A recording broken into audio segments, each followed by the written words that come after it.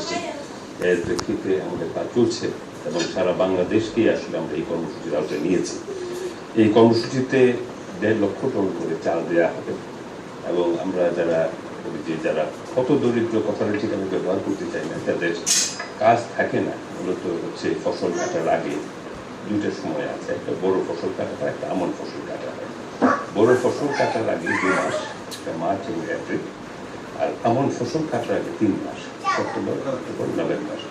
এই সময়ে যাদের এমপ্লয়মেন্ট থাকে না এবং যাদের আয় খুবই কম, তাদেরকে একটা সাপোর্ট দেওয়ার জন্য এই কর্মসূচিটা নেওয়া হয়েছে।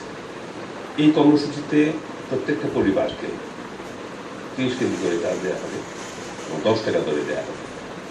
মোট পরিবার সংখ্যা হচ্ছে 50 লাখ। এই 50 লাখ পরিবার যদি আপনি 5 জন করে হিসেব করেন, তাহলে 2.5 কোটি মানুষকে এই যে প্রোগ্রামটা নেওয়া হয়েছে, এই প্রোগ্রামের আওতায় আনা হবে। তো এর পেছনে আবার অনেক ইতিহাস আছে, যেটা আমি খুব সংক্ষেপে আপনাকে বলতে পারি। সেটা হচ্ছে সরকারি খাদ্য ব্যবস্থাপনাটা শুরু হয় 1943 সনে, যখন দুর্ভিক্ষ হয় বাংলায়। সেই দুর্ভিক্ষের প্রেক্ষাপটে শুরু হয়। সেই সময় থেকে আমরা একেবারে 2016 পর্যন্ত যে প্রোগ্রামগুলো আমরা নিয়েছি, সেগুলো public food distribution system, PFDS কর্মসূচি আমরা বলি, সেগুলো আমাদের